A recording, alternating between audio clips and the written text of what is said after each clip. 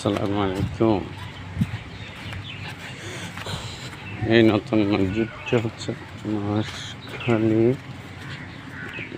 গোনাপাড়ার পূর্ব গোনাপাড়ার জামে মসজিদ।